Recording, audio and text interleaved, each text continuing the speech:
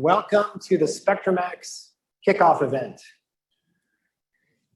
Those of you here in person, those of you joining us online, I'm Nick Lanneman. I'm a professor of electrical engineering at the University of Notre Dame, and I'm serving as the director of SpectrumX.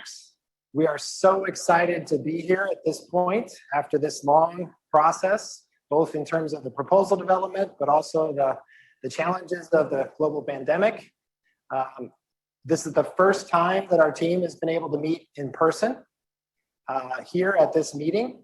And it's also the first opportunity to really meet in person with potential collaborators from industry and government, and also government stakeholders that are engaging with NSF, specifically the FCC and the NTIA.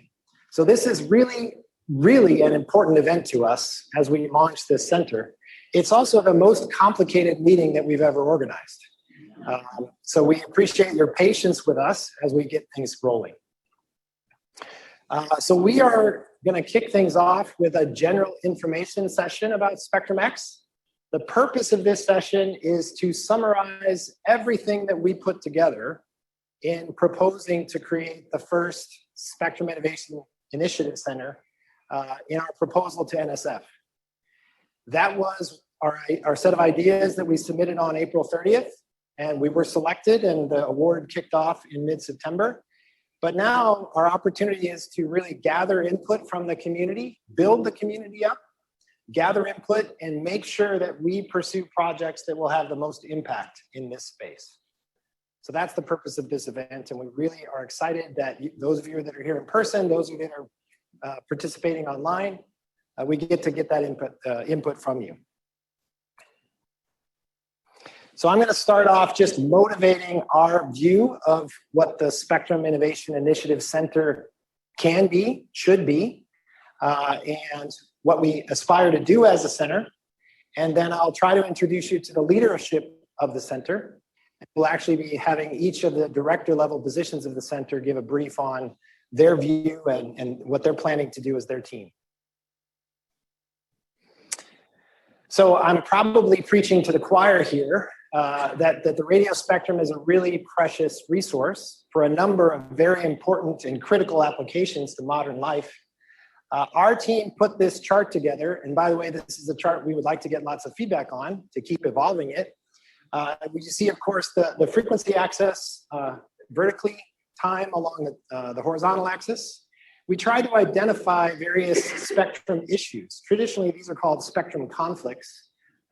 Where we're trying to figure out how to allocate the spectrum or reallocate the spectrum.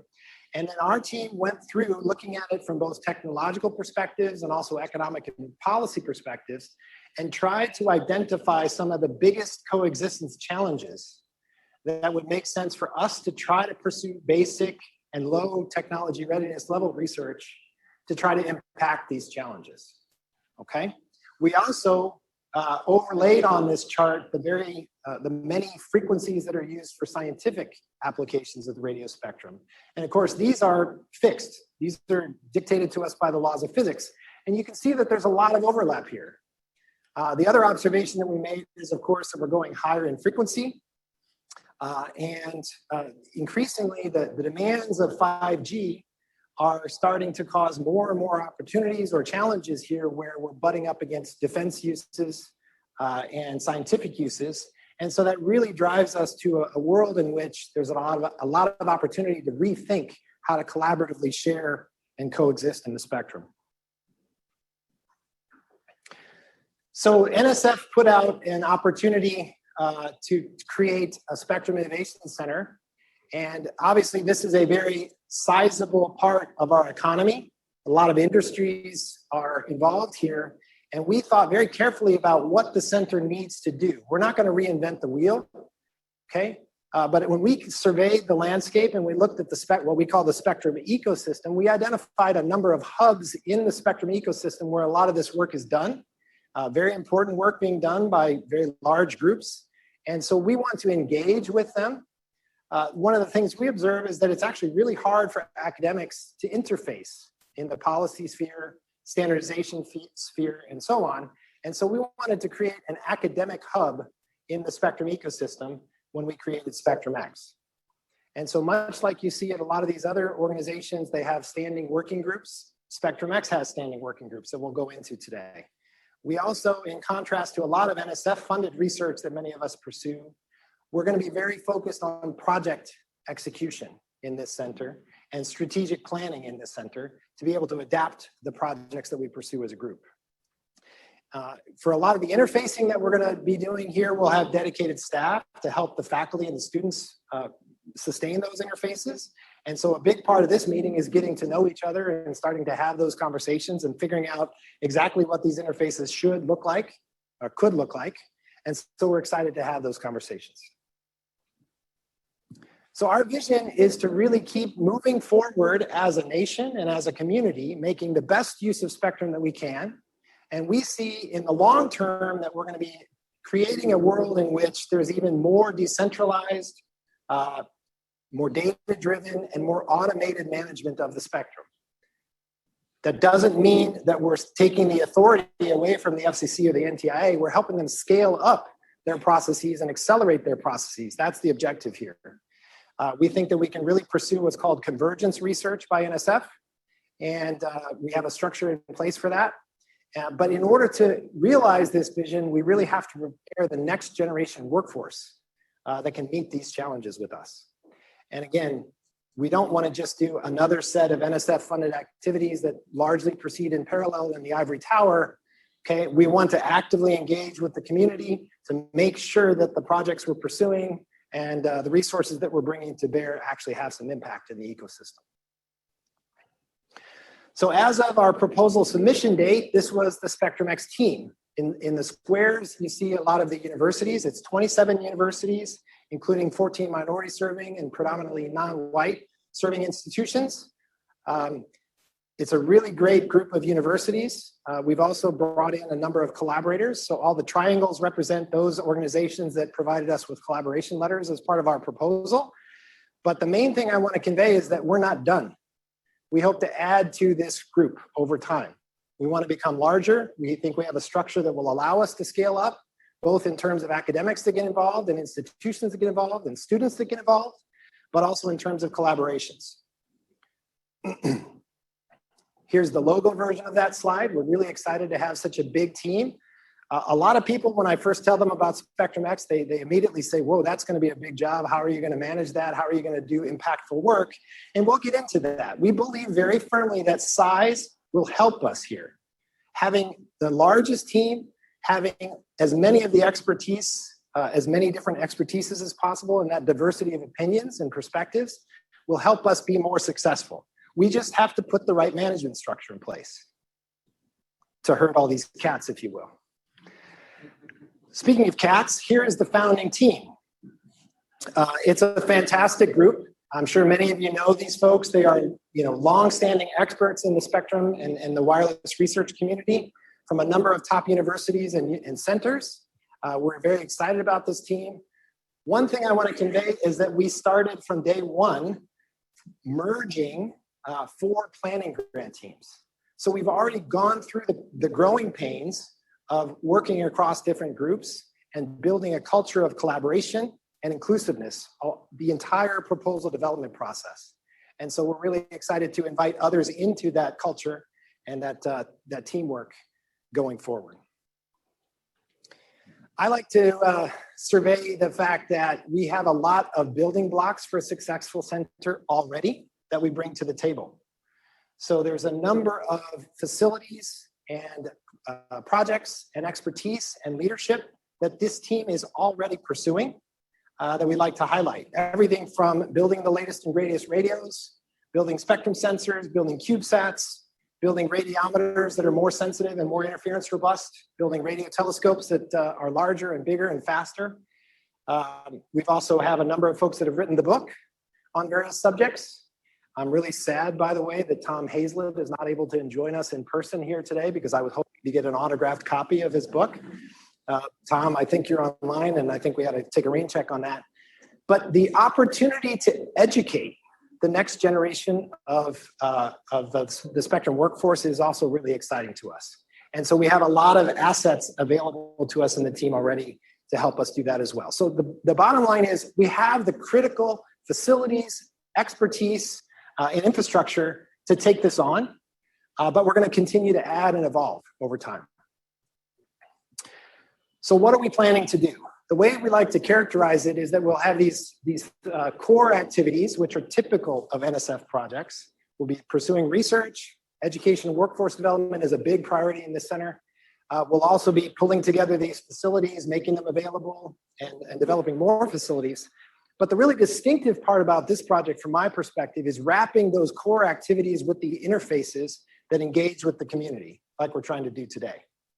And so we broke those engagement opportunities and activities into four main areas. First of all, strategic coordination, of which this meeting is a key part. Second of all, project collaboration. We want to be working alongside industry experts, government agency experts in as many of our projects as we can. We also want to broaden participation. And we actually elevated this to a director level position to make sure we can do a good job with this. There is a distinct opportunity to diversify this workforce and take advantage of this cultural moment where we have an awakening and an awareness. And we're really excited and we're taking this very seriously to be inclusive and excellent and diverse as a center from the ground up. And then finally, policy impact. In this space, policy is very important, and we decided that we really needed to have an interface and a dedicated staff member for that. So this is our leadership team, who I have had the pleasure of having a whole lot of Zoom calls with since we started this merger process.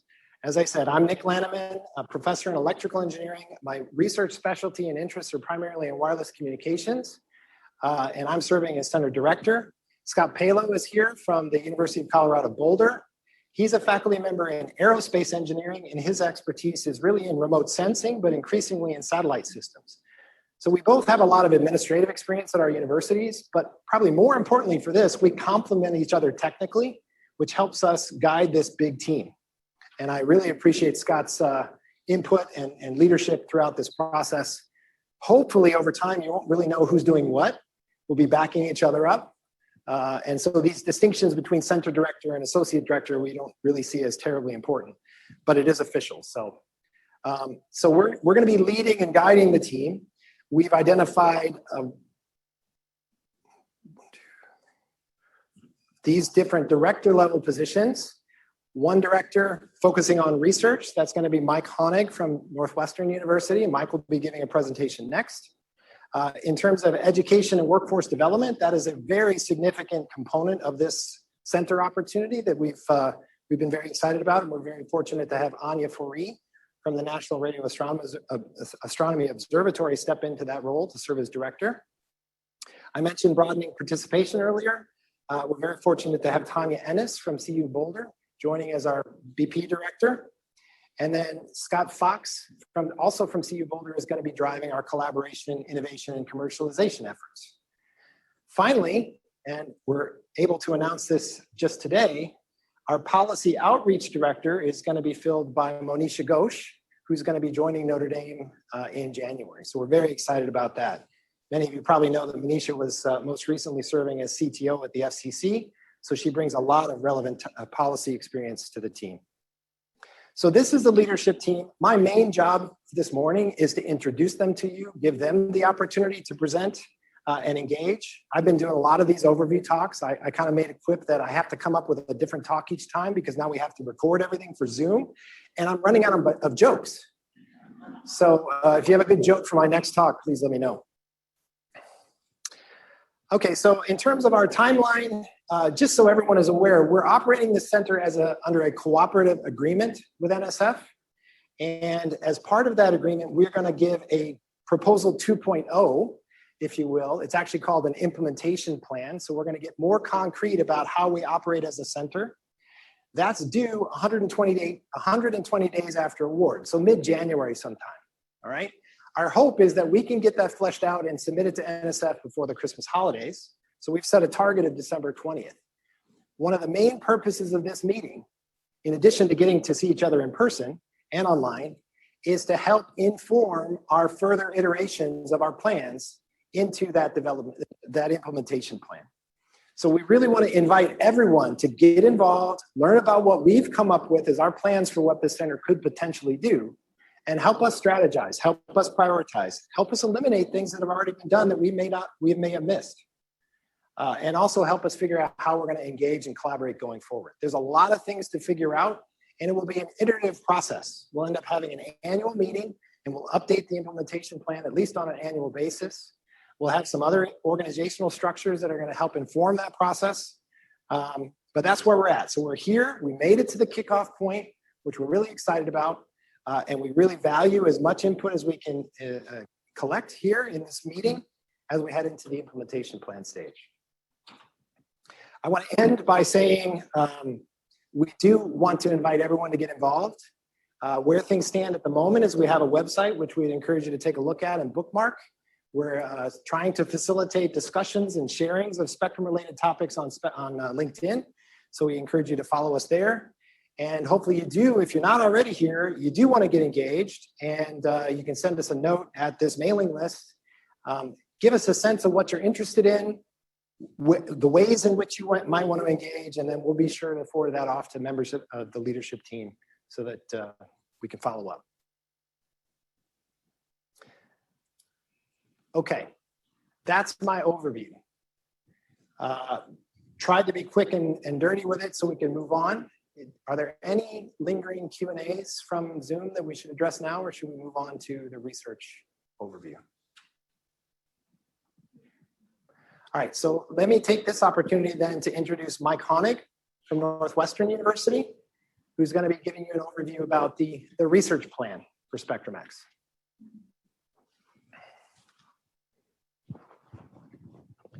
Yeah, great. Thanks a lot, Nick.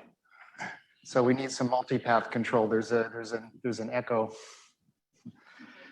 All right, so let me begin. So I'm going to give an overview of the research activities within the center.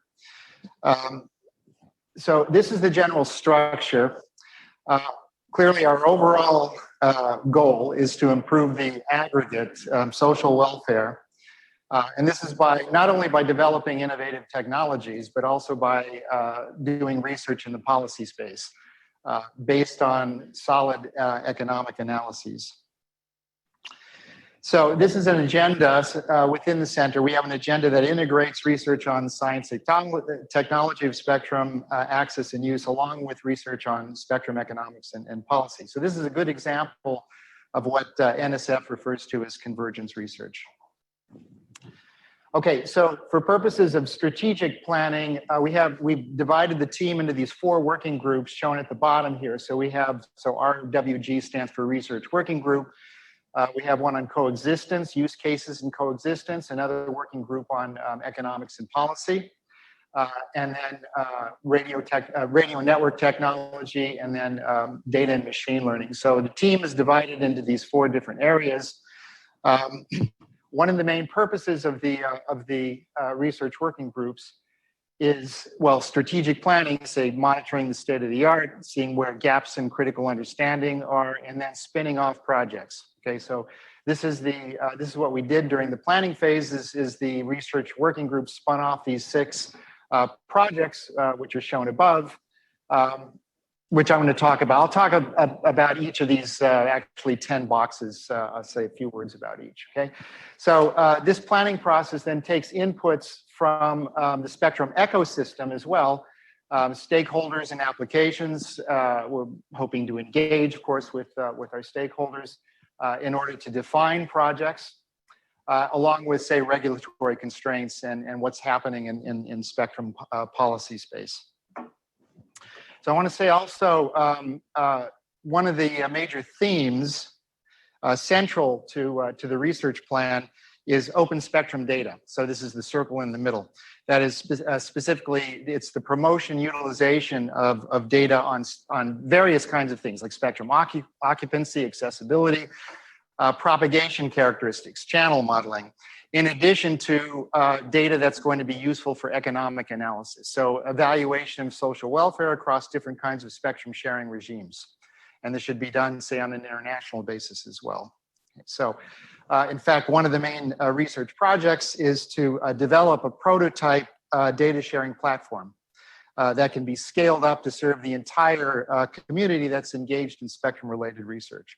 And this is going to dovetail with research with projects on sensor development and machine learning as well, aimed at expanding opportunities for sharing across different applications in various bands, so mid-band up to terahertz, millimeter wave and terahertz.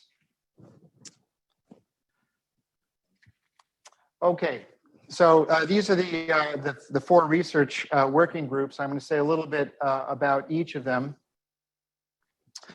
All right, so first we have use cases and coexistence. This is led by Whitney Lohmeyer at Olin College. So this contains the team's expertise on, say, systems level considerations across applications that may be appropriate for coexistence.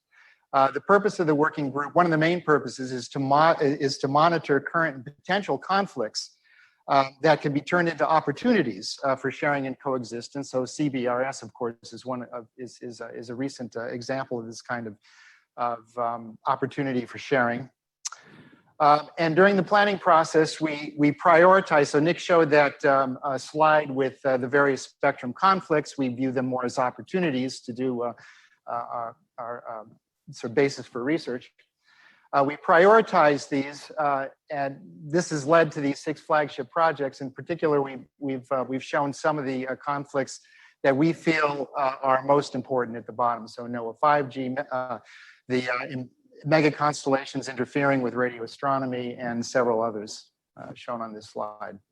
Also, we want to learn from previous policy decisions. Say what went right, what went wrong. So in particular, things like Wi-Fi and intelligent transportation systems that in the 5.9 gigahertz band, and also incentive auctions for transitioning broadcast TV. What was good about this? What was bad? We hope to learn from these things. Okay, second working group, economics and policy. This is led by Martin Weiss at University of Pittsburgh. And this contains the team's expertise on economic modeling and analysis, and also enforcement. So a major theme here is how to define flexible use rights that can optimize, that enable, say, users of spectrum and, say, incumbents, which may be DoD, scientific users, to optimize trade-offs across, say, spectrum use or investment in new technologies and infrastructure. And also to facilitate sharing with say, commercial users or other applications. All right. So the data and machine learning working group is led by Anand Sahai. So again, one of the major research projects is the development of this open data or open spectrum data sharing across that could be useful for the entire community. So this working group is about looking at spectrum sensing technologies, cloud-based data storage, looking at how to store and curate data that enables easy access, and that's also exploits recent advances in AI and machine learning. So part of the working group's purpose is to monitor advances in this area that are appropriate for spectrum. The working group on radio and network technologies is led by Bobby Weichel, and this is expertise in the hardware area. And this team will then provide inputs to some of the other teams on what's feasible with current state-of-the-art hardware, and then they'll take inputs from the other teams on what's needed to advance state-of-the-art in order to advance sharing.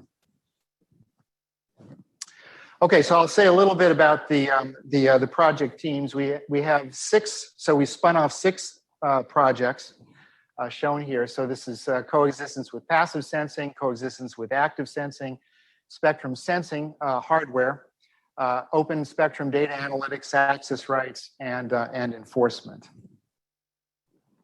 Okay, so first, coexistence with passive sensing. This is led by the team leader is Bobby Weichel. And this is motivated by the encroachment of cellular systems into the millimeter wave band. So going up higher in frequency is shown on the slide that Nick presented. So this is causing conflicts with atmospheric sensing at 24 gigahertz and also radio astronomy going up in frequency. The problem, of course, is that passive sensing requires extreme sensitivity, and the assigned bands depend on the underlying physics. They're not easily changed. So the three themes to this project, the first theme is basically on front-end hardware to increase some sensitivity for passive sensing. And then we want to investigate sensors for also enhancing sensing capability, and also for canceling interference. So front-end interference cancellation using sensor arrays. And then the last, dynamic scheduling, exploits the fact that scientific use, say, for example, may not require access 24/7 at all locations. So this gives an opportunity then to do dynamic scheduling to allow, say other uses of the spectrum, perhaps which can be used when the scientific user perhaps doesn't need the spectrum. All right. So without compromising the scientific mission. Okay.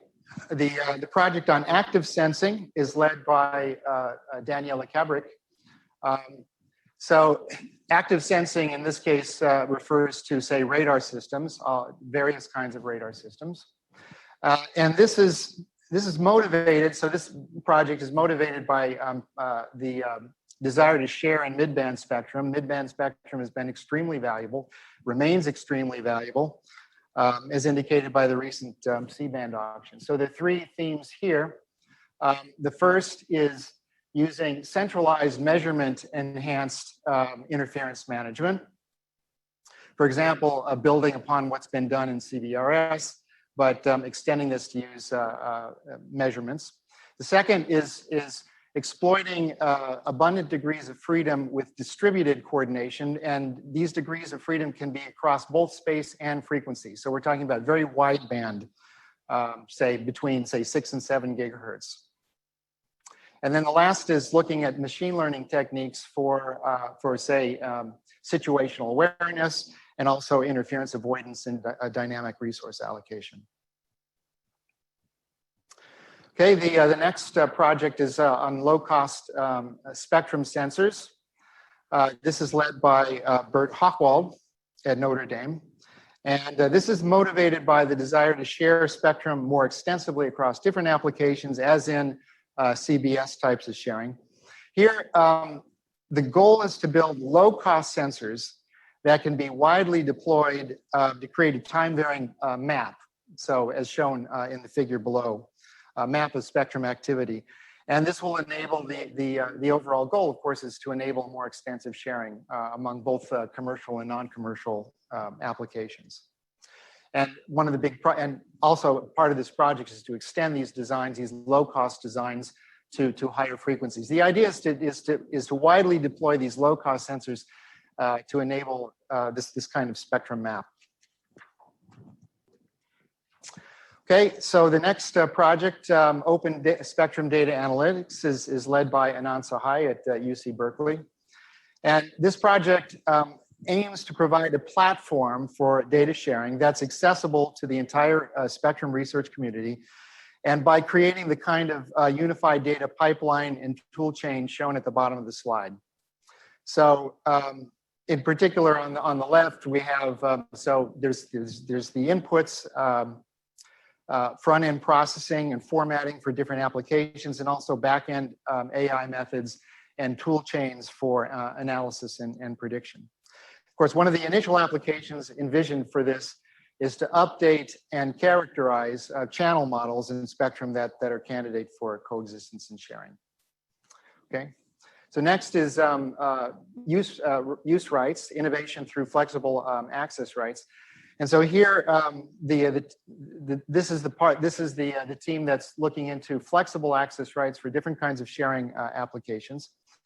And these should enable and empower incumbent users to bargain with other potential users for mutual benefit. And so we want to look at various kinds of access rights regimes going from licensed to unlicensed and shared, doing modeling analysis and also empirical studies across, say, international, crossing national boundaries in order to see what's worked, what hasn't worked, in order to guide policy moving forward. We also have a tribal lands case study. Here, what's interesting from a research point of view is that tribal lands are sovereign nations, and therefore there's the opportunity to consider other kinds of spectrum access schemes which are not considered elsewhere. And this provides a basis for natural experiments.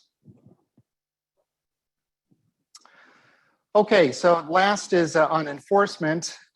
So this is a project led by Martin Weiss at the University of Pittsburgh, and here, so we would like to design access rights in order to allow ease of enforcement. So you might consider that as ex ante enforcement, the design of access rights.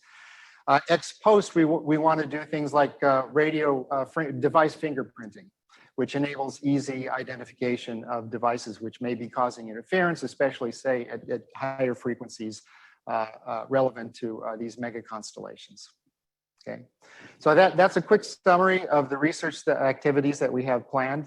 And if you want to get involved, then please contact either myself or the project leads.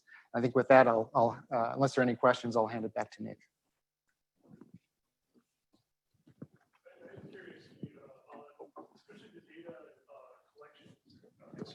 Yeah, just so this is if Anant's is not here, is he online? Probably for like his point about the data collection, measurements, analysis. I'm wondering where are you looking for standards, for formats, for making sure that there's a broad standard adoption for how to collect the data, store the data, analyze it. Are we going to make up our own, or looking elsewhere for things that exist? I think, so the plan is to take guidance from stakeholders, and also at Haystack, they have the Madrigal system, which also can serve as a starting point for at least considering some of these issues. But we can certainly talk more about this offline. Great, thanks. Thank you, Mike. I want to stress that we think of the working group structure as enabling us to scale. And so one of the questions we want to plant with the community is if we're missing a working group, or if we need to break some of those working groups up or refactor them, we'd love to get that kind of input. With that being said, I want to introduce our next speaker, who is serving as our Broadening Participation Director, Tanya Ennis. She's the Center Director of the BOLD Center at CU Boulder. And if you haven't heard about it, I would really encourage you to check it out. The National Academy of Engineering has checked it out and invited her to give a talk about all the great activities there. And we get to learn from Tanya and help evolve and build the center based on all of her hard work in the BOLD Center. Thank Take you. it away, Tanya. Thank you. Well, good afternoon, everyone. Ooh, I'm going to have to whisper. My name is Tanya Ennis, as Nick shared, and I am the BOLD Center Director at CU Boulder. My pronouns are she, her, and hers, and I am delighted to be here today to share with you the plan for broadening participation. Which one do I click?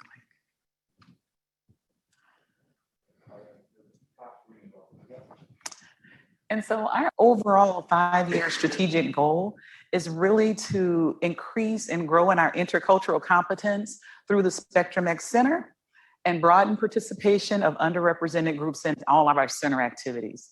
And so through that, you'll see what I'm going to talk today about intercultural competence and using a tool called the Intercultural Development Inventory so that we can get a baseline of where we are interculturally, and then have a series of activities where we improve our intercultural competence as individuals and as team members. I will tell you that the leadership team has already taken the IDI and had a brief overview of where we stand. And so we know we've got some work to do there. We also plan to educate our SpectrumX Center participants regarding equity, diversity, and inclusion topics, and assess continually how we're doing on the IDI continuum. You'll see that in a minute. And we want to build and maintain relationships with the minority serving institutions that we've talked about partnering with, and especially with faculty and students so that they can participate in the SpectrumX Center and the SpectrumX industry. And so we're also going to leverage the DEI leaders in our center to attract and engage diverse students in the SpectrumX space. And so what we want to do is really transform ourselves so that we become better stewards of what it means to be interculturally competent. And so I've just shared a bunch of the same kinds of goals, but overall for 5 years, we want to just be better at how we include people in this space. And not only to include the diversity and not to just have inclusion, but we also have to have the intercultural competence of how we get from diversity to inclusion. I'll show you that in a minute. And so we want the capacity of folks who work in this space to look very, very diverse than what we may normally see for the people who are in this space today. And so we are looking at partners from all over, the center participants, our collaborators, our industry partners, and those of us who are joining the team remotely today, government agencies, the institutions, as well as the students. So we consider all of those folks a part of our center. And again, we're going to not only assess, but I'm big on measuring. And so we're going to assess and really debrief everybody on where we stand as a group. And every single individual will have a one-on-one opportunity to engage with a qualified administrator from the IDI to understand your personal cultural competence, intercultural competence, and it's confidential. So we will not be sharing that across the board.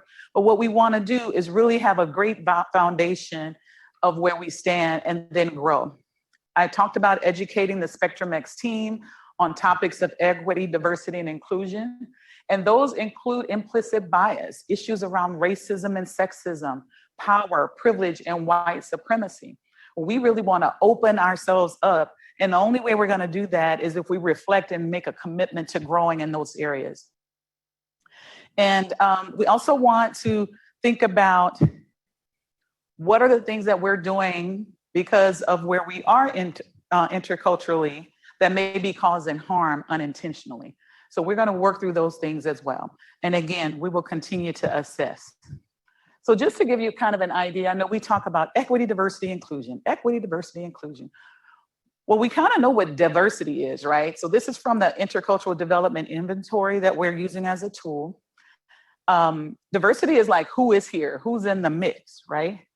And inclusion is the what, right? The mix feeling valued, right? But you can't get from diversity to inclusion without having some intercultural competence. So that's where we're going to work on developing so that we can broaden participation.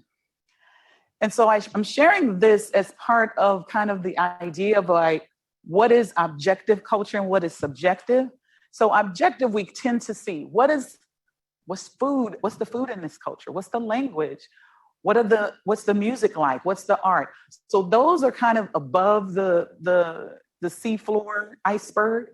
And then these things that are not as obvious, these subjective kind of cultures, you talk about behaviors, perceptions, beliefs, social expectations, and values. So we really want to get down to the nitty gritty, so to speak, and really start understanding cultures from a deeper level and perspective.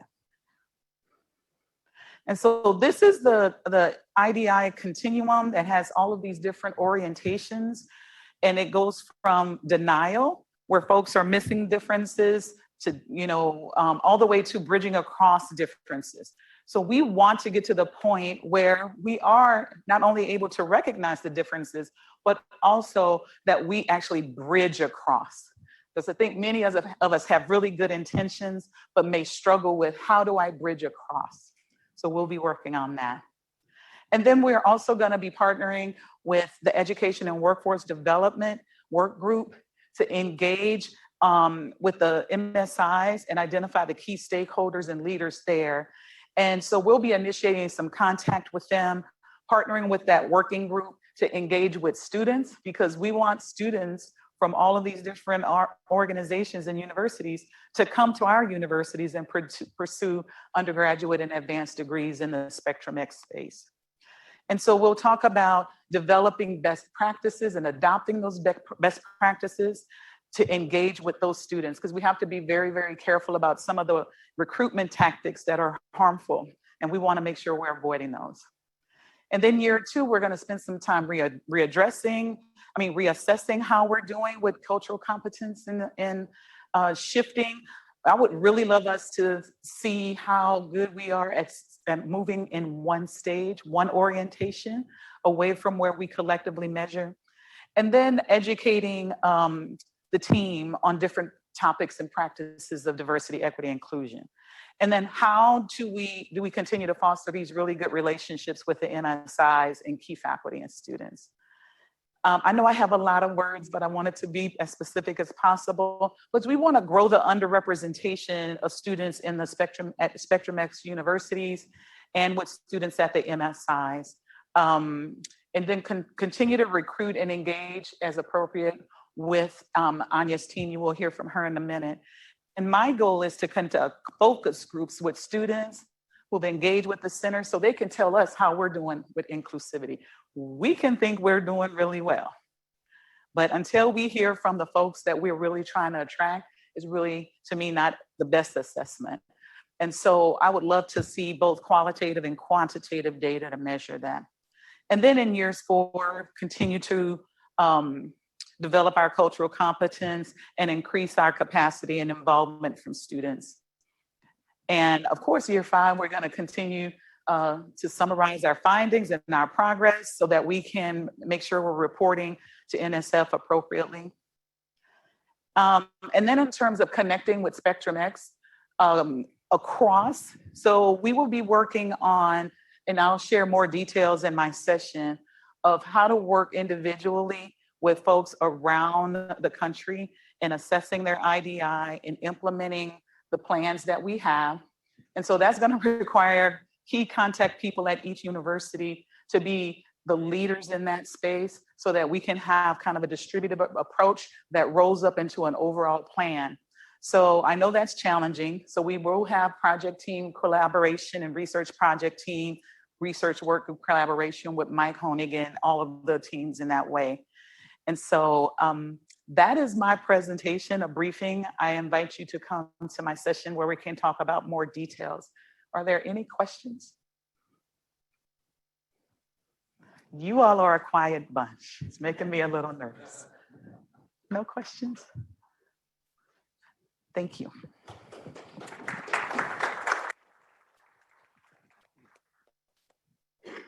Thank you, Tanya. So I will say, I'll be the first to say that I was awestruck when I first met Tanya, and there is so much opportunity for every single member of this center to grow and learn. It was really Scott Palo and the planning grant team led by CU Boulder that introduced me to Tanya and her group. And every single dimension, we think there's really important transformative things that we can do in the Spectrum ecosystem as a team. And so again, we invite you to join us. At Notre Dame, we're excited to get a qualified administrator of the IDI and help, not just for the center purposes, but also raise things up at our institution, leveraging and borrowing from the expertise of folks like Tanya. So it's a really distinct moment and a unique opportunity that we're excited to take advantage of. Okay, so our next talk is about our plans for education and workforce development. And that will be given by Anya Fourie, who is Broader Impacts Director at the National Radio Astronomy Observatory. And we're looking forward to everything she's got to share with us.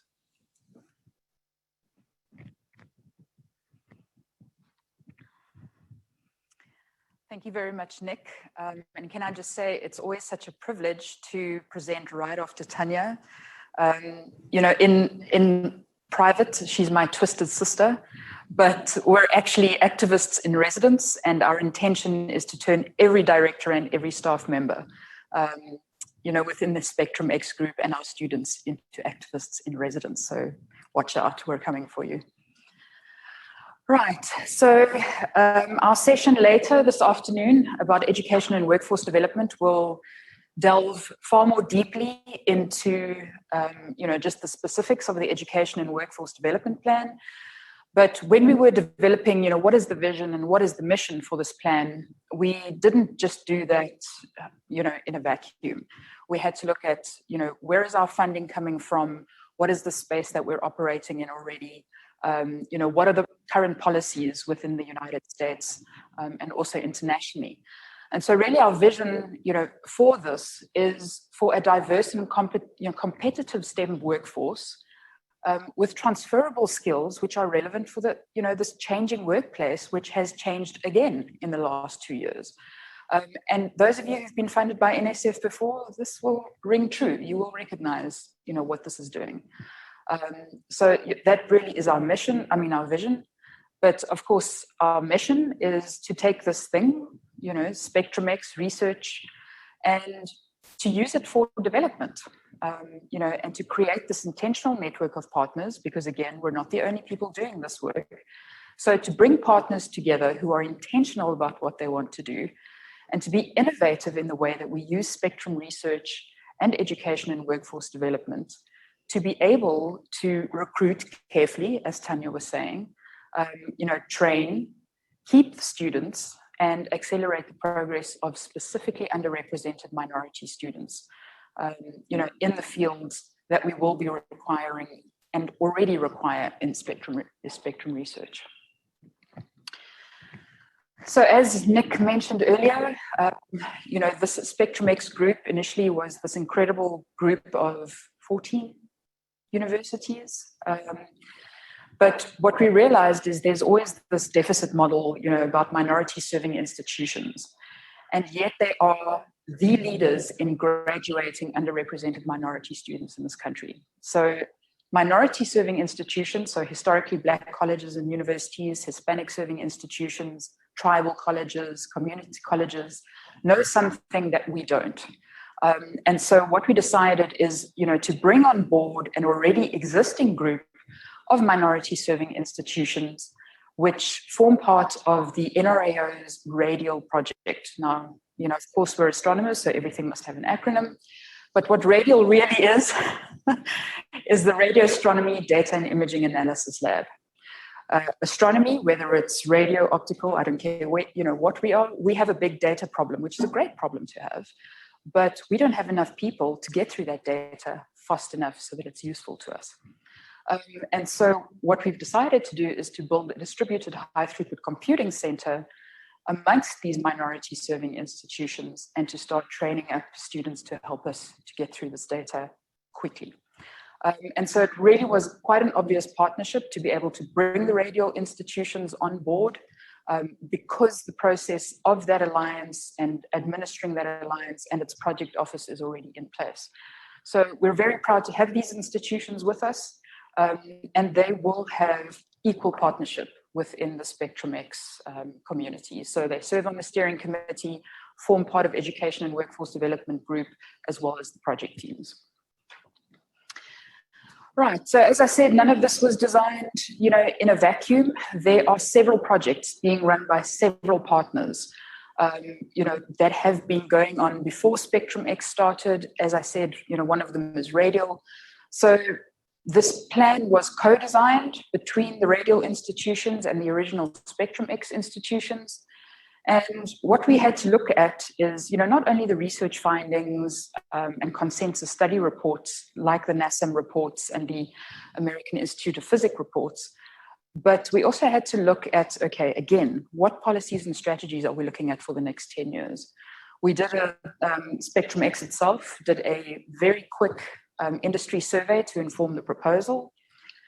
But as part of radial, we've already done in-depth needs analysis with high school educators, high school students, faculty at those institutions, their students, as well as industry partners, about what are the barriers, what are the needs, how can NRAO and these institutions help to change that. And of course, there are recommended high impact practices that come from all the partners within SpectrumX who have implemented successful projects. This is just the outcomes, the many barriers. coming from just one of those radial needs analysis, you won't even know where to look. But it just gives you an idea of what are these barriers that some of our underrepresented minority students are facing. And, you know, there are often things that those of us who are more privileged have never, ever thought about. And the worst thing is that often these things happen all at the same time, or those barriers are all in place all at the same time. So a quick overview of the Education Workforce and Development Plan, the scope of work. You know, through these needs analysis, through looking at what's out there already, looking at best practices, essentially there are 5 major components. The first is to create a curriculum which will take a student from grade 6, and if they want to, take them all the way through a master's, but with off-ramps at any stage, should they decide, you know, maybe they don't want to pursue a master's, they're ready for the workforce. Research and training is very important. So, you know, there will be research and training experiences across those 24 institutions. So looking at what the research works are grouping and placing, you know, working groups are working on and placing those students in those institutions, working with Whitney Lohmeyer as well as Maria, you know, who already have established fellowships and the summer school at Olin and University at Albany to make sure that those projects continue, you know, and that we can utilize their best practices for Spectrum. Mentoring is going to be a little bit of a different take. You know, if you look at transformation, you really also have to look at transformation within institutions that are not ready to accept underrepresented minority students, or, you know, where that environment is not, you know, comfortable for underrepresented minority students. So we will be working with the University of California, Santa Cruz. Their Vera Rubin Presidential Chair for Diversity has developed an excellent mentor training program that will specifically help mentors at these, you know, 20-something institutions to mentor underrepresented minority first-generation students as well. Mentors will also have to apply to be mentors. They will be interviewed and matched with students. Professional development, yes, of course, there are technical skills, you know, that we really want students to leave with. For example, why do students not have project management certificates? You know, also, for example, science communication skills. So identifying those skills, making sure that students leave, you know, their institutions with those skills. And then, of course, our graduates will have to have individual development plans. And then outreach, although it's not a main focus of this plan, is an important part. And the core of that is making sure that the students within SpectrumX or who participate in SpectrumX go back to their home communities specifically, go back to their parents, go back to their communities and say, this is why it's important that you support students support your children to study science and technology, not only for your child, but also for the home community. Career fairs, of course, will play a big part. You know, many students don't know what Spectrum, you know, careers are out there, or even that you can have a career at Spectrum. And then, of course, through the National Radio Dynamic Zone project, the NRAO has already started working on a citizen science project, and so we will collaborate with other institutions, you know, such as Bloodhound, Electrosense, etc., to then start rolling out those citizen science kits as part of SpectrumX. This just shows you, you know, the different programs as well as the on-ramps and off-ramps and how all of those programs fit together to create a pathway for students. I will show this again in my later presentation. And just a very quick timeline. Light blue is sort of the planning areas. The gray is just Google Slides messing with me. And the dark blue, because, you know, it has to do that. The dark blue is where we will actually implement those different activities. So you can get a good idea. You'll see that the first 2 years really are about planning and development, and then implementation rolling from year 3. And then finally, the team. This is as simple as I could get it without it taking over the entire slide. But believe me, you know, under Education and Workforce Development Working Group and the project teams, there are hundreds of people from these different 27 institutions, as well as, you know, subcontractors that will be brought in to help us. But this also gives me a chance to introduce you quickly to Valerie Bogan, just give a wave, who is the first appointed staff member for education and workforce development and will be driving, she's our curriculum specialist, so we'll be driving all the curriculum activities.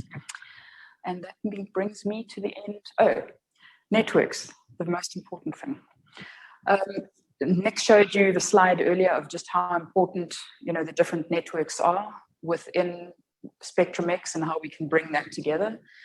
And this is exactly what we will be doing within education and workforce development. So SpectrumX, for example, is connected to the NRAO. NRAO is connected to radio. Those institutions are connected to the National Society for Black Physicists. National Society for Black Physicists is connected to Oak Ridge Associated Universities. So just by bringing this network of institutions together, we are developing a much bigger reach. And of course, because it's NSF funding, whatever is developed within SpectrumX for education and workforce development, so materials for grades 6 to 12, etc., professional development content, whatever it is that we pay for will be freely available to the public and to these networks as well. And that brings me to the end of that. Thank you, Nick. Any questions? Okay, it's all right. I'm going to make you work in the last session. Thank you. If I'm not mistaken, we're 5 minutes ahead of schedule. So are you sure you don't have any questions for Anya? All right, thank you, Anya. So next up, we're going to start the conversations getting deeper around collaboration, innovation, and commercialization. This is obviously a very important dimension of this. As exciting as it is to have a $25 million 5-year center from NSF, we want to engage and take on bigger projects together, and that's going to require a lot of leverage, right? And pooling resources and pooling expertise. And so we're very excited to have Scott Fox from the University of Colorado Boulder. What's the number of boards that you've been on? 35 or so. He's an entrepreneur in residence at CU Boulder, been involved in a lot of technology development in the wireless space in particular. And so he could be the most excited member of the team to start this process now, because he's kind of been held under wraps to some degree. And now not only are we trying to unleash Spectrum, we're about to unleash Scott Fox on the SpectrumX community. Take it away, Scott. Thank you, Nick. Thank you very much. And Nick is right? There's so many of us very excited to be here with you today. Probably nobody more than me, but I think that remains to be seen. The reason for that is, as an industry, we have such huge challenges, right? And we really, really need your help. And that's why I'm here, to really find ways to engage you and to encourage your participation with us on this journey, because we expect it to be a really value-creating long-term initiative. Today, I want to talk with you a little bit about just the collaboration, innovation, and commercialization activities, where we're focused, and specifically how you can engage with SpectrumX. I wanted to start by just reminding you, at least talking about my goal, right? And it's our center's goal, is to become the definitive nexus point for the diverse and expansive ecosystem of US Spectrum communities. And I've added within 3 years, because I'm a very impatient person. And we want a tall objective to achieve, right? And the things we need to achieve is we really need to create collaborations and engagements that are intended, specifically crafted, sculptured to create value for a substantial portion of our broad and diverse ecosystem. We need to increase access to Spectrum by both new incumbents and new entrants, as well as to expand the use for incumbents, and create membership categories that attract new members and really meet the needs of our broad membership base. And there's a reason for that. This is just a quick snapshot of what we think of as, it's a kind of underrepresented, but we have a very, very large stakeholder community out there, very, very broad. On the right, you'll see government users. On your right, on There's government R&D on the other side. Down at the bottom, you'll see industries, associations, scientific communities, wireless systems operators. There are so many, but this is what creates some of the challenges for us, right? We have a very, very diverse ecosystem of spectrum stakeholders. Generally speaking, they don't know much about each other. Usually when they meet each other for the first time, it's because they're interfering with one another. And there's not a lot of trust. And our goal, one of our goals, is to create relationships, to create understanding, to bring people together, to talk through these things so that we end up in court less, right? And there's a range of other challenges we face. Incumbency tends to create barriers for entry to others, and it depends which side of the coin you're on there, but we're gonna work to change that. And this is how. These are some of the universities that are currently behind the SpectrumX initiative. You've seen some of this, and this is just a start.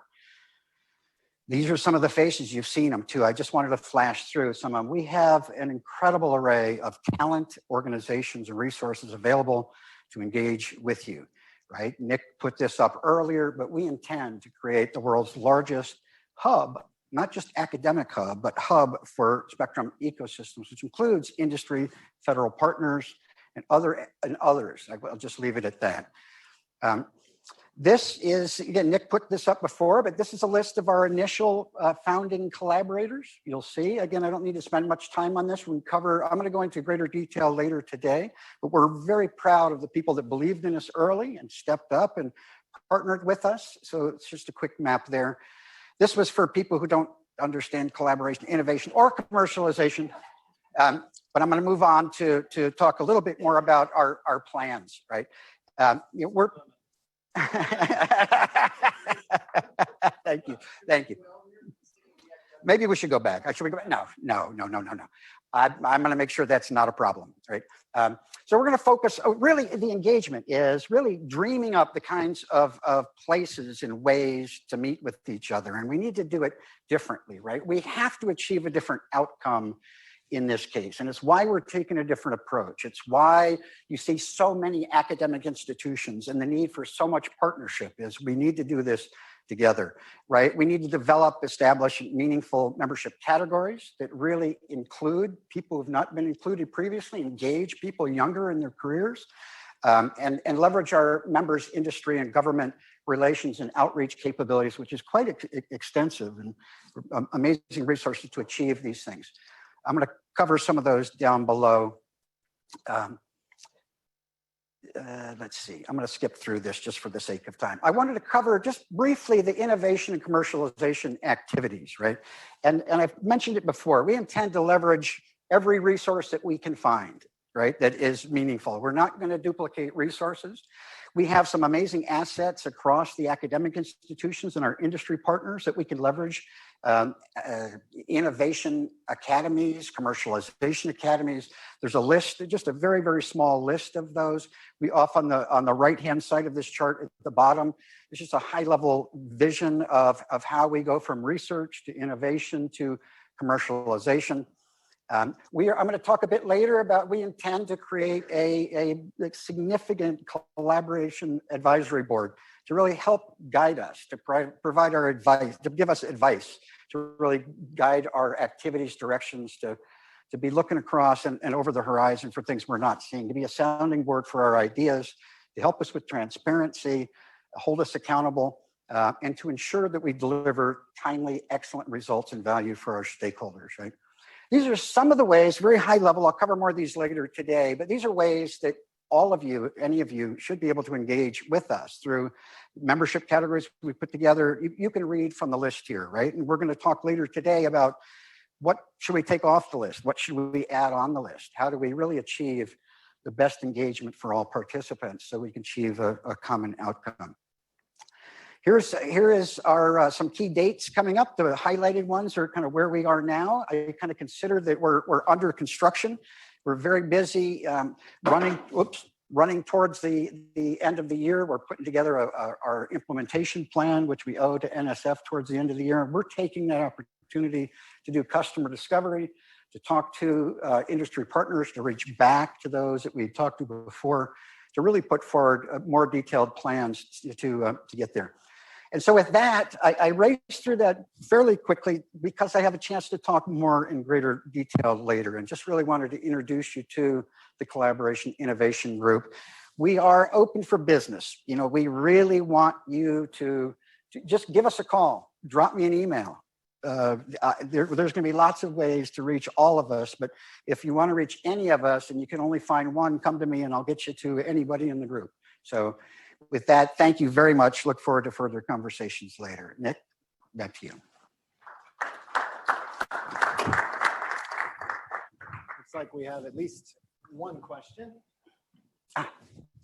Thank you. I think, perfect talk, discussion. You know, I mean, this is really an incredible thing to do for the center. I mean, Nick will attest that, like, he spoke to the Wizard Group last month. It was the first time I got the full overview of SpectrumX, and I emailed him immediately, basically saying, "This is incredible. You don't have enough money." Right. Nice. Thing, Thank you for that. Wait, I couldn't hear you, Tom. What did you say? What'd you say? Keep saying that. and it kind of hurts from a branding perspective that on that list of logos, DARPA's not up there. But of course, I'm from DARPA, for those who don't know, Tom Rondo. So I'm kind of putting myself out there a little bit here, because this is not something that DARPA would just necessarily fund by itself, right? We're a projects-focused agency. So this is kind of a call to help us understand, because I'm still looking, we were talking about it at lunch. What's our next Spectrum program? Where's the next innovation coming from DARPA in this space? And I would like to see it come from this community, but help us understand how. And if you have ideas, talk to Paul. No.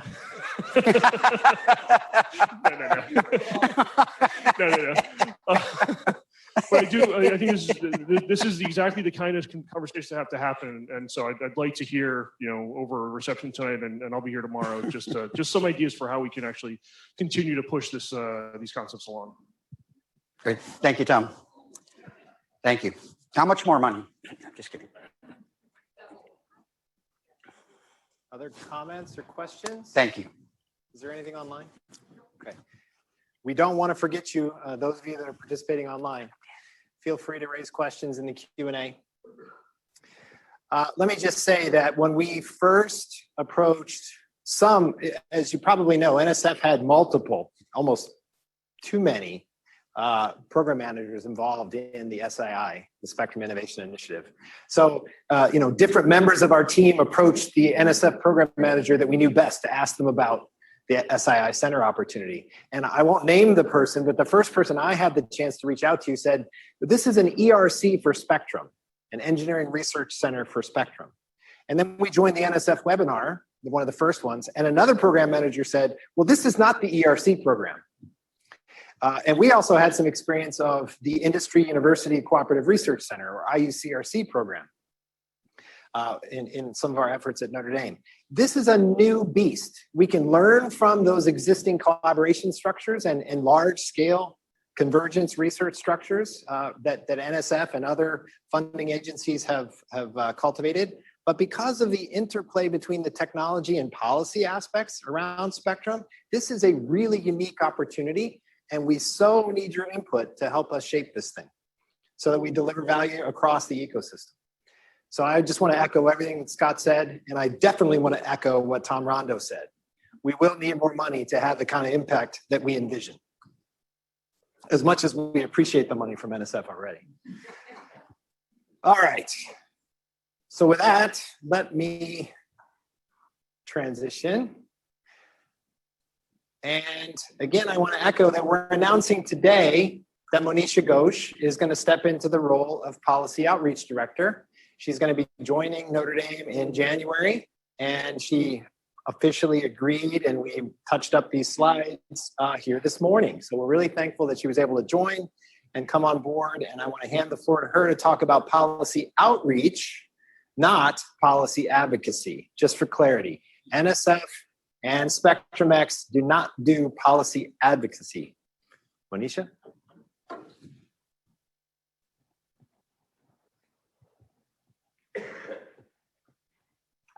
Thank you, Nick, and it's great to be here. And I just stepped into this group of cats today morning, so I'm still trying to find my way around and figure out who the head cat is. But Tom, I'm looking forward to that blank check from DARPA coming our way very, very soon. That would be wonderful. But jokes aside, this is great. It's great to see this program come to this point, and for University of Notre Dame to be championing SpectrumX and hosting it. Let me see. Okay, so please keep in mind that I just came into this role very, very recently. So I'm still formulating a lot of the ideas as to what I think policy outreach looks like. As Nick mentioned, this is not advocacy. FCC hears enough about that. They don't want to hear somebody else coming and advocating something. What we do want to do with this group here is really lay the technological foundations for what policy should be based on. So the strategy for the center is there's a dedicated director, I guess that's me. There is a working group of 16 members among the SpectrumX participants. That's not enough for something like this. And so we will also have additional consultants, Narayan Strategy and Kaladzi. Paul, you're being volunteered yet again. That one I actually signed up for. Good. And depending on the kind of expertise we are looking for, we will call on these and maybe others as well. A lot of the member institutions and members individually have connections already with federal, state, and local authorities, and we will leverage whatever exists and build upon them to grow something bigger. There are many, many opportunities for growing the discussions between technology and policy.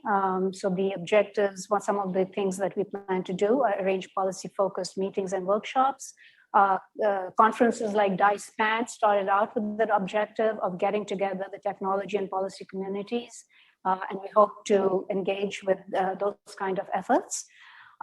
Moderate conversations with federal stakeholders involved, and there are many in any of the spectrum of interest that we're looking at in the mid-band and beyond. There are federal systems, there are science systems, there are weather satellites, and all of them have different needs. Every day there are new initiatives, NTIA initiatives, FCC, NPRMs, ITU meetings, Ofcom, CEPT, and the list goes on and on, keeping track of what is going on that is of interest and that we should be talking about and that is relevant to the work going on within SpectrumX will be one of the goals of this group. And we hope to deliver white papers and submit formal comments when they come up, not only in the US, but internationally as well. Ofcom is one of the agencies that the US has very close ties with. And for example, when I was at the FCC, we developed the 6 gigahertz rules and we looked at what the rest of the world was doing. So it is very, very important to have an eye on what others are doing. Usually FCC in the US leads the way in many spectrum matters, and I hope we can keep that lead going, but we also need to watch what is happening in the rest of the world. And segueing into that, one of the goals, it's not the only goal, but one of the goals of this is bridge the gap between, say, the academic community and FCC and NTIA as just 2 of the agencies that are most involved in spectrum policy. We think that this group will act as an internal hub. I already get FCC's daily bulletin report, but the objective is to make it more visible to the rest of the academic community. Keep in touch with IRAC concerns informally and formally through NSF. There are many, many issues that come up, and it is, I think, really important for the academic community to realize that it is not enough to just publish a paper. And I think Ira Kells from FCC had brought this point up in one of the webinars that we had before when this program was getting kicked off, that FCC and NTIA are overloaded. They will respond to you if you go to them. But you cannot expect that, oh, I wrote this paper and I published it to this conference and I got 1,000 citations. Why isn't FCC looking at it? No, it doesn't happen that way. So just changing the conversation, changing how we make an impact. How does this community, how does Spectrum Access make a policy impact? So that is, I think, a learning process from both sides. On the FCC and NTIA side, also, I think making them aware that all of this technology and spectrum sharing that has been developed over the last couple of decades in academia does have relevance and should be looked at when they look at new spectrum. There are many, many proceedings that come up. We cannot respond to all of them. So part of this group's responsibility is to distill the updates, pick out the ones where we think we can have the most impact on. We also want to do broader things like tutorials, listening sessions with regulators, policymakers, and even maybe legislative committee staff. We know that spectrum is something that is very often becomes hot button issues. Again, not on the advocacy side, but just giving neutral side.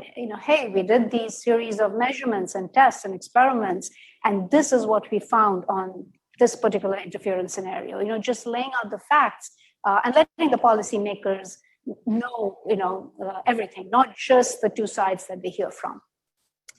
The goal is to be very responsive as a community when asked to help, either formally or informally.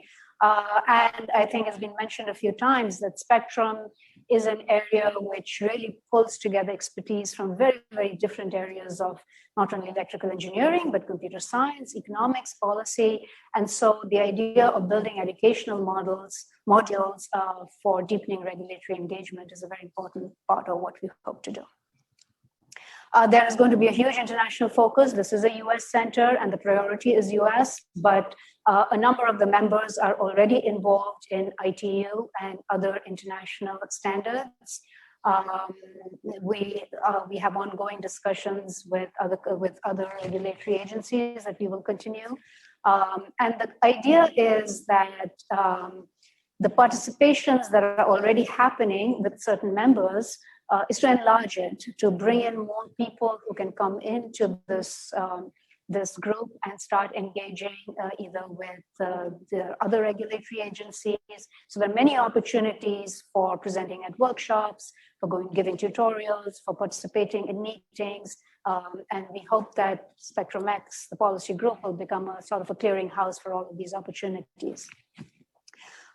Standards is another aspect, not the only one of the aspects of, I like to look at it as a three-pronged thing. You have policy, then and they tell you what you can do with the spectrum, then the industry, and especially in the FCC in the US, we take a very light touch to messing with industry. We feel they know best as to how to take the broad guidelines of how you can use spectrum and build standards for it.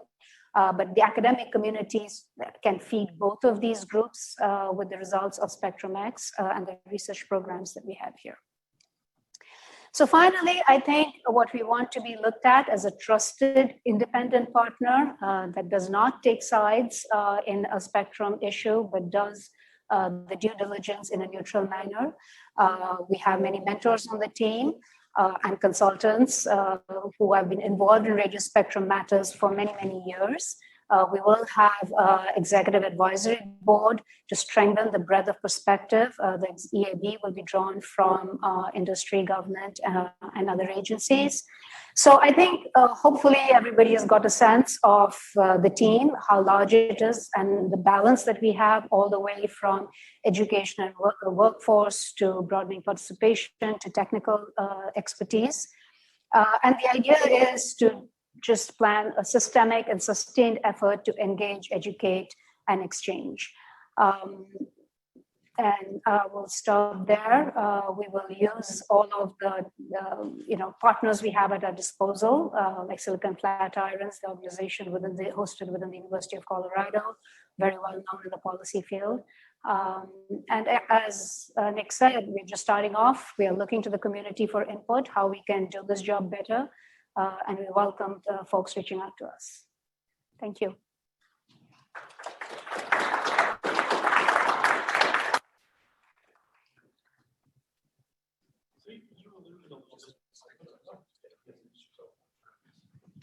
I'm Frank Lynn from MIT Haystack Observatory.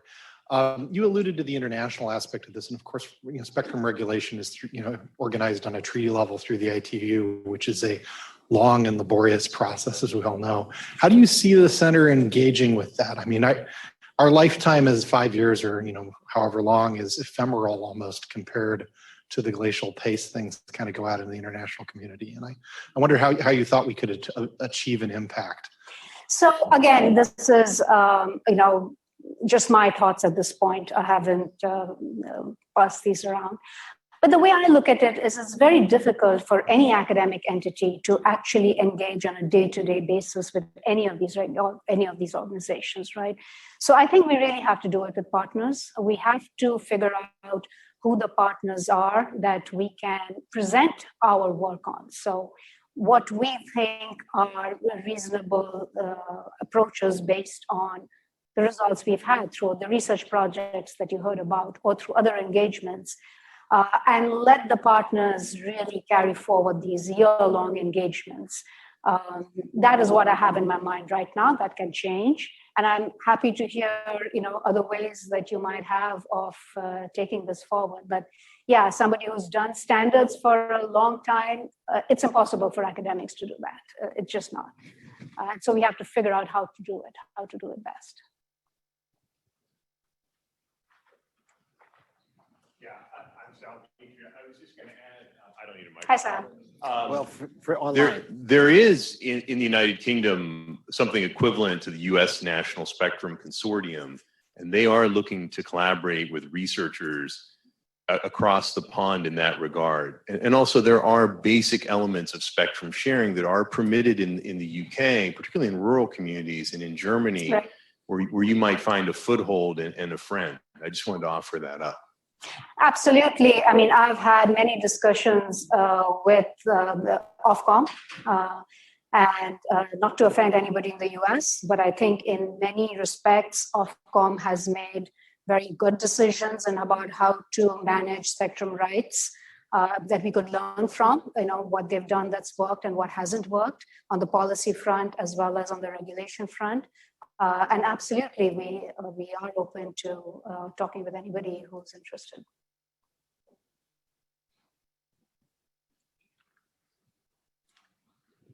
Other comments or questions online?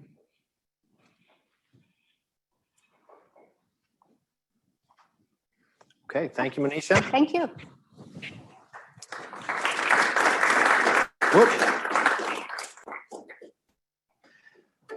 All right, so we are a bit ahead of schedule, which isn't always a bad thing. We'll have more time to enjoy the great space outside here. I do want to say a few more things and then give one of the NSF program managers an opportunity to share some of their perspectives and any updates from the SII program.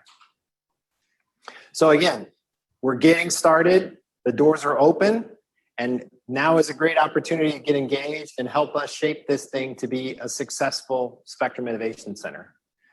We're very excited. We've all, the faculty and the staff on the team have been working really hard. We have challenged each other, pushed each other, come up with a lot what we think are great ideas, and obviously we were selected. So the review panel and the folks at NSF thought they were some great ideas, but we fully expect that we're going to have to keep iterating and keep improving and evolving what we do. Chances are we're going to find out that somebody has done 20% of one of our research projects already, and so we'll adapt. But the only way that happens, the only way we do the most impactful interdisciplinary research that we can do is if there's a vibrant exchange. The only way that we can build meaningful education and workforce development programs that actually make a difference and move the needle is if there's a vibrant exchange, right?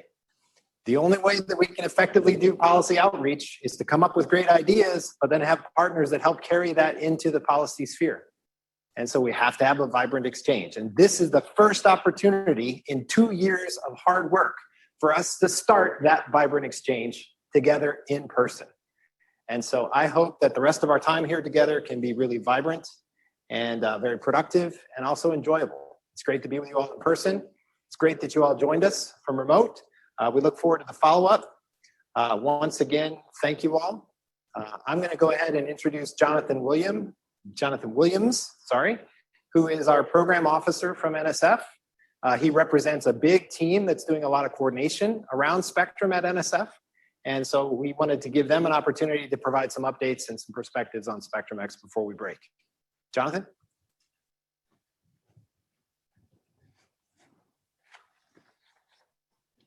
Yeah, thanks, Nick. I just witnessed a technical spectrum solution before I even got up here. I was warned to leave my cell phone at the desk because it might interfere with the microphone. So very proactive. I think that's fantastic.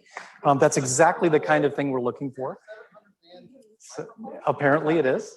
I follow the advice that I'm given, but but no, I think that's wonderful. Yeah, thank you very much. My name is Jonathan Williams. I'm a program director and spectrum manager at the National Science Foundation.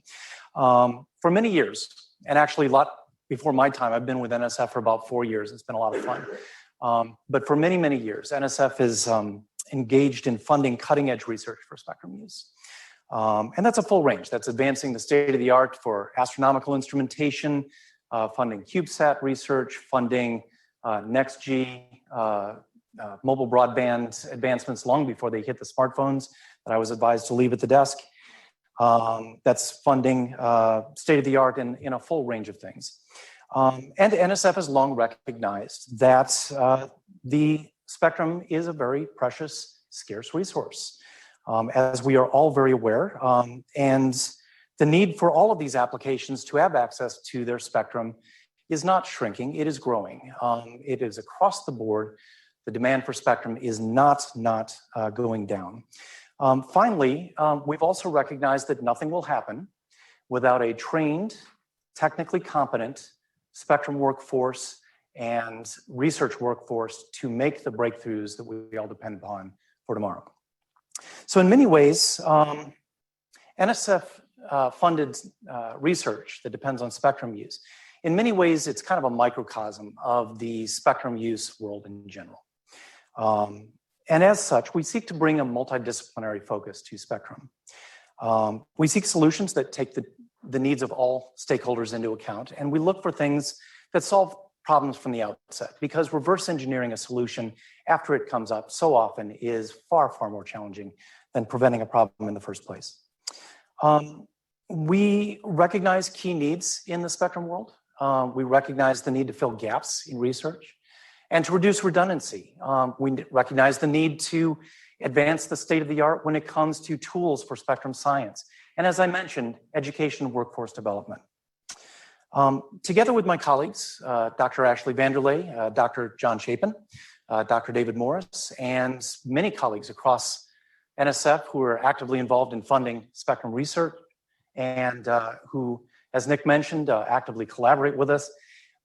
This has been an ongoing iterative process, and it's been a learning process for all of us, which accounts for some of the disparate answers perhaps he received on some of his questions.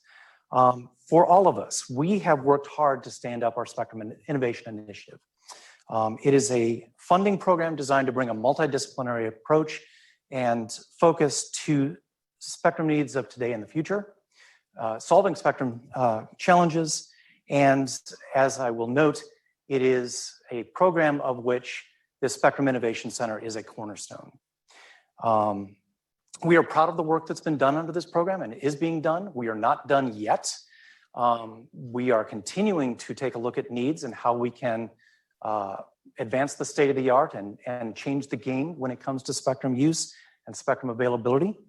And we are looking for efforts to solve the needs that revolve around spectrum as a key enabling technology for the modern world in which we all depend on technology. So those are just a few remarks. I don't want to spoil a lot of the stuff that we have coming down the pipe, but we are continuing to work. You've heard about many of our initiatives. We are not done yet, and we are looking forward to continuing to engage with the community, with all of you about your ideas and about where we go from here. So with that, I think I'm going to go ahead and turn it back over. And actually, if you have any questions, I'll do my best to address them within the bounds of what I can. But like I said, we're not done yet, so. Questions from online? All right, well, thank you, Jonathan. Okay.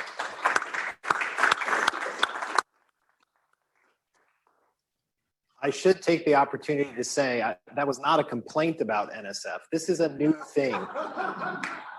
This is a new thing for NSF. The folks that are working at NSF are already overloaded, and it has been great to work together.